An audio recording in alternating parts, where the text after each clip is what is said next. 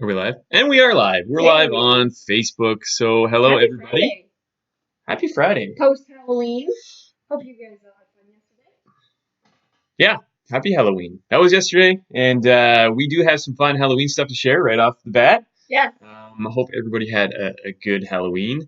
The mushroom that you're seeing over there is a little pumpkin carving we tried to do, Amanita muscaria. Yeah, you did So with the help of your sister. right, Yeah. right. So it she helped me out a lot with it actually, because I wouldn't have been able to do it myself. So here's the pumpkin, without the light, and then this is what it looks like at night. So it was Ooh. actually really cool. I Yeah. thought it turned out pretty good. So I also want to share with you a couple cool like Halloween costumes that I found just searching around the web with mushrooms, because it is a pretty good it's a good time of year for mushrooms, and it's a good event for mushrooms. So And some mushrooms are kind of scary. So. yeah, so mushrooms kind of. We talked about cordyceps last week and the zombie mushrooms. Yes. So I think might have been the inspiration for this. That's not Oh cordyceps. It boy, looks more like reishi, but that would have taken a lot of effort. that's it. That's actually really good. Isn't that amazing? Wow. That's like movie quality. That's something I found Yeah. on Reddit. It seems to get circulated every Halloween, but That's insane. yeah, pretty intense, pretty creepy. Like you wouldn't want to mess with that No, guy. Mm. no, he's not doing Oh, so hot. So good job, whoever did that. That's awesome. that's pretty cool. Yeah. Here's another one. This one was pretty cool too. Yeah. Kind of the same concept. A little scary. Pretty Tegan's kind of scary. creeped out. Yeah. But also really fun. Yeah. I see some mushrooms popping out of her head there, so Ugh. good job on that one. Her Good job. eyes are really scary. That's the Gross. scary part. But good job. That's the scary part about that one. Yeah, that is actually really. She must have those white contacts. I don't know what's going on there, but Okay, you can take that off. okay. You Here's one can't see it a little more lighthearted. This is actually a picture we took. This is from Telluride in 2018. And that looks like a stinkhorn. So that was a pretty good costume. There's always good costumes at Telluride. Not because it's Halloween, but just because people like to dress up as mushrooms. And I was trying to find more before this presentation, but I couldn't find them. But we had some really good ones last year. People dressing up as Huitlacoche and I don't know, a The couple fingers, yeah, like creepy fingers. dead man's fingers. That was Yeah, really cool. I think they won. They did win. Yeah. Yeah, there's a contest every year at this parade. So really fun stuff. So I hope you guys had an awesome Halloween. But we'll be moving on now, and I want to announce the winner of this week's FreshCap Friday giveaway is Dylan from Georgia. So Hey, congratulations, Dylan. We'll be yeah, shipping you off some hero. exactly. And if you're not signed up yet, the link's right down there. It's freshcap.link/Friday, and you can sign up where every single week we give away a mushroom powered prize. And this week we actually have a super awesome prize, and we'll be talking about that at the end. Ooh, Kind of a mega mushroom giveaway. But this week I wanted to talk about Chaga. Chaga. All about Chaga. Hey, look, we have one right here. We do. We have a nice There little you go. Chaga chunk. Yep. So this is a mushroom. Well, is it a mushroom? And that these are some of the questions that we get about chaga. So I thought it'd be fun to kind of do a quick little run through and talk about some of the stuff that we always get questions about on chaga, and help to clear the fog a little bit, and talk about one of our personal favorite fungi's. Yes. Let's get into it. Let's get into it. So I'm just going to minimize our video here All right. so everybody can see the screen. Oh, that's not what I'm doing. Oops. Tech issues. Tech issues. Bear with us. We are moving our little video a little bit so that you can actually see the pictures and text. So Second, you can I'll read give me you a there. little. Here. Wait. Okay, we should be live now. Oh, there we go. Video Yep. minimized. I don't know if that's a good spot. But anyways, is chaga a mushroom? And that's probably one of the common questions that we get asked, because everybody calls it chaga mushroom, right? There's a lot of confusion. There is a lot of A confusion lot. around it. The scientific name is Inonotus obliquus, and is chaga mushroom? That's a good question. Not really. What people traditionally called chaga mushroom is actually a sclerotium, which is kind of this thing you see right here, and there's a nice picture of it on the screen as well. It's kind of this hardened mass of birch wood, typically birch, and chaga mycelium. So yeah, it's called a sclerotium. It's a hard mass of mycelium and birch. And chaga does actually have a proper fruiting body. That's how it kind of reproduces, like all mushrooms. But it's extremely rare to see. It actually grows under the bark of the tree, and it's not considered the medicinal part. When people talk about chaga mushroom, they're really talking about chaga sclerotium. Yeah, and this is what all of the testing and scientific literature is on. This is Exactly, and it's also what's been traditionally used for hundreds of years, often brewed into a tea or other types of extracts particular for the antioxidant properties and Yes. for all other medicinal properties of chaga. So, this isn't what you typically think of when you think of a mushroom either. So, like, what does chaga actually look like, and where does it grow? So, chaga is a parasitic. It's a parasitic fungus that kind of attacks trees, particularly birch trees, although it will sometimes grow on maple. And it's parasitic, so it's not symbiotic. It does actually kill the tree that it grows on. But these are trees that are already weakened. Exactly, Yeah. their weekend, and it's all part of the life cycle of these things. And if you're walking through the woods and you spot chaga, it probably wouldn't catch your eye. It's not all that interesting to look at necessarily. Kind of looks like a big lump of charcoal, as you can see there. Quite often it's dark in color on the outside and just kind of looks like this big lump, and it'll grow in all these different shapes. And that's what chaga is, and it's really hard too. It's kind of like, I mean, I guess if it's super fresh, it might have a texture maybe similar to cork, and it kind of has this orangey goldish color underneath the black exterior. But yeah, it's just kind of a hardened mass, and it's really really tough, and you definitely wouldn't want to eat it No. without properly extracting it or turning it into a tea or something like that. The other thing about chaga is it's got this dark pigmentation, which is actually from melanin. Yes. Right.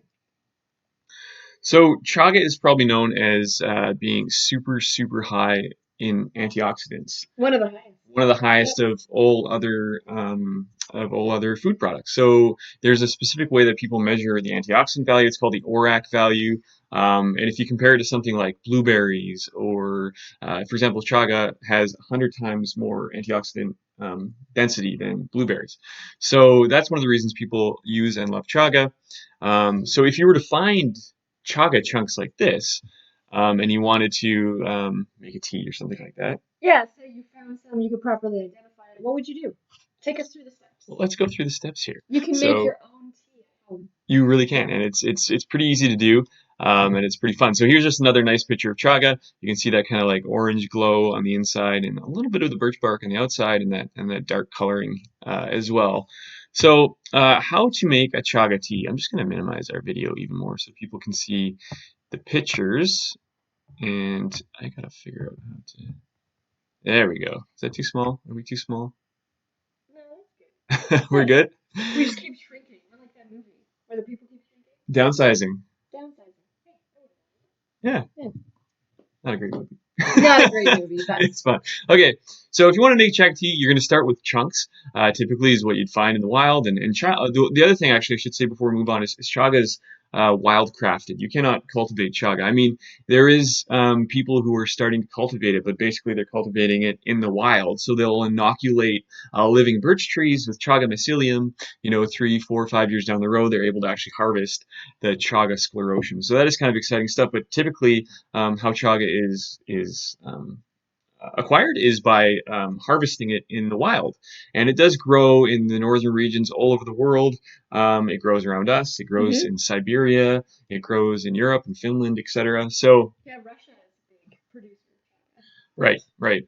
And the compounds that are important in chaga are from the chaga mycelium, but also from the birch. Stuff like betulin and betulinic acid, which is medicinal compounds that are only available in high quantities when there's this kind of relationship between the tree and the actual chaga mycelium. So if, for example, you were to just grow chaga mycelium on grain, like some other supplements are done, you wouldn't necessarily have all those beneficial compounds in chaga. So chaga needs to be wild crafted. It's kind of the bottom line on that one. So there's some wild crafted chaga chunks you can see on the screen, and on the picture on the right, you can see bashing it with a hammer, and that's again because chaga is super hard and you can't just necessarily break it up with your fingers. So wrap it in a towel, bash it to bits, and eventually it will look something like that picture on the left, where it's kind of a bit of a chunky powder.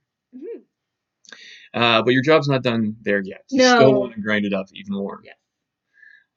And one of the best ways to do that is just using a mortar and pestle, which is the picture on the right there. Lots of grinding and continuously working it down into a fine powder.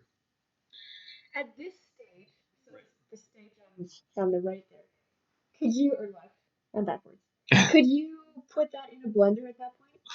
I don't think you would want to put this in your blender. Definitely You'd not. probably dull it down very quickly. Or do you think you could put that one in your blender? I mean, you probably could. I don't know what it would do. If you had a really good coffee grinder or something, maybe No you could coffee do it. grinder. Right? Right. I've never tried it. The mortar and pestle works pretty good just because it'll smash it down into bits and it won't wreck you won't wreck your mortar and pestle, that's for No. sure. Yeah. But yeah, I think I have heard of that before, people putting chaga in a coffee grinder or something. There you go. And you know what? You could even, if you wanted to boil it long enough to make the tea, you don't necessarily need to have a super fine powder. You can just use the chunks, like the picture on the left there, and just boil it for a really long time. So once you have it ground down into powder, then you need to extract all those beneficial compounds. And the best way to do that at home is to basically make a tea. But you can't just make a tea by pouring water over it. You need to extract these at a very, a reasonably low temperature, just sub-boiling for a really, really long time, like 2 to 4 hours. Yeah, if you were to put the powder just in tea and drink it, just in hot water and drink it, you're really not going to pull any of those beneficial compounds out. So you do want to follow the proper technique to fully extract those compounds.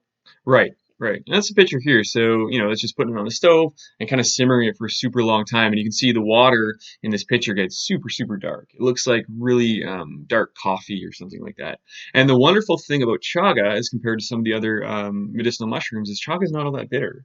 It actually tastes reasonably good when you make a chaga tea. It's actually quite enjoyable. And there has been cases in history in certain places like Finland where they couldn't necessarily get coffee, so this would kind of serve as a coffee replacement. And I can totally see why. Oh, yeah. It's a really nice drink. It's kind of energizing, and it's got all those beneficial compounds in there as well. So, yeah, there's a nice picture of the finished product. You got some chaga chunks on the left there, and some nice dark chaga tea. Yeah. And once you make it, you can kind of store it in the fridge as well for a little while. I don't know how long you'd want to do that, but Yeah, you can make a large batch and store it. mhm. Yep. So that would be the process if you're harvesting yourself and you want to get all the beneficial compounds, you're going to want to go through a process like that. But what Exactly. about for someone using a chaga powder like a recharge? Right. I mean, it really depends on how it's processed. So that's one of the questions we get. One of the most common questions we get about chaga, the recharge that we sell is, hey, do I have to steep this in hot water? Do I have to extract it? And the answer is no, because before we spray dry it into a powder, we actually perform this extraction process already. So basically, we extract beneficial compounds, then spray dry that liquid and fiber into a fine powder. So you can easily add it to, food. You can add it to coffee. You can add it to whatever. Even eat it cold, and the beneficial compounds have already been extracted. Yeah. So, but I mean, if you were to just buy pure chaga chunks or maybe chaga powder that hasn't been extracted, then yeah, definitely you'd want to extract it in hot water. Yeah, so if you're buying a chaga powder, you're going to want to look into it and see if the extraction process has been done. Because if it hasn't, you're kind of just wasting your money just by Exactly. putting powder in water. It'll just go right So, through you. So maybe I can make our video big again. yeah, because And I know I've seen some things just around here, like local vendors and those sell chaga powder as a finished product tea, but for someone who's just putting water over top, it's not going to be adequate. yeah, I mean, it would put a little bit out if you made the tea, right? Well, just, Um, yeah, but not. doesn't have that long steeping process. And there, yeah, you can see a picture of some chaga with that's one of her grain bowls. It's a recipe that Teresa Hansen did for us. Really, really good. But just to show you can add food. Yeah, I mean, there's different ways you can get chaga without going through the process of making a tea. Yeah.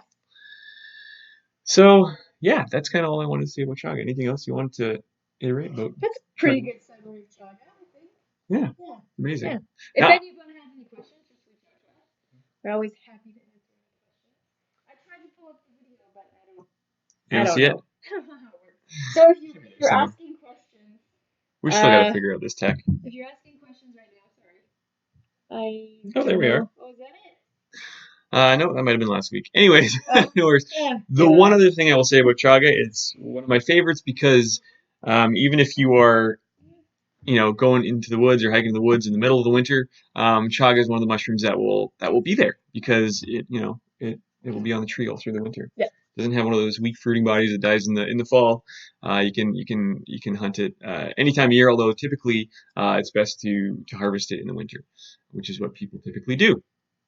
So that's chaga. All right. In a nutshell. That's chaga. That's chaga. Thanks for watching. One more announcement I wanted to make is that next week we're going to be doing a mega giveaway. I haven't exactly got this all planned out the best way to do this, but we're going to be trying a new technique for getting people into the giveaway, etc. So we're giving away a Try Mushrooms 3-pack, which is Thrive 6, Electric, and Hero. And plus, we're going to be giving away a mushroom-powered mixer. Is that right? A mushroom elixir mixer. That's a pretty good giveaway. It is a pretty sweet giveaway. Better than the $100 giveaway. If you're not signed up, $100 giveaway. Yeah, Yeah. even more. Get in. Get in. Get in. Can I? No, you're ineligible. No It'd be a little FreshCap suspicious if you were the winner. Yeah. So, but you never know. End of the draw, we'll see what happens. No, but if you're not in the draw, freshcap.link/Friday, and by the time you get there, it might still be last week's, but if you enter, you'll still be in for this week. Yes. So sometimes. And what if you've already won? Does your name stay on the list? Yeah, we just draw from a random pool of everybody on this list, and so Dylan is still in to win. Dylan is still in to win. All right. That's who won. Right? That's who won. Okay, I just wanted to go back and double check. So congrats Okay. again to Dylan from Georgia for winning the Hero You're Core still 6. in to win. Yeah, happens every single There you week. And maybe this process will evolve and we do these giveaways, but we still like to have fun with it and do it every single week. So don't hesitate to jump in. So I hope everybody had an amazing week. I hope Halloween was great, and I hope everybody has an awesome weekend. Anything else, Tegan? That's about it. If you have any pictures from Halloween that you want us to share, maybe you have an awesome costume that outcompetes some of these ones we have shown, send them to us. We would love to share them. Right. Share them to the mushroom world. So. Always fun to do. Yeah. Okay, well, that should be it for us. All right. Happy Friday, everybody. Happy Friday. Have a good weekend. And we'll see you next Friday. Take care.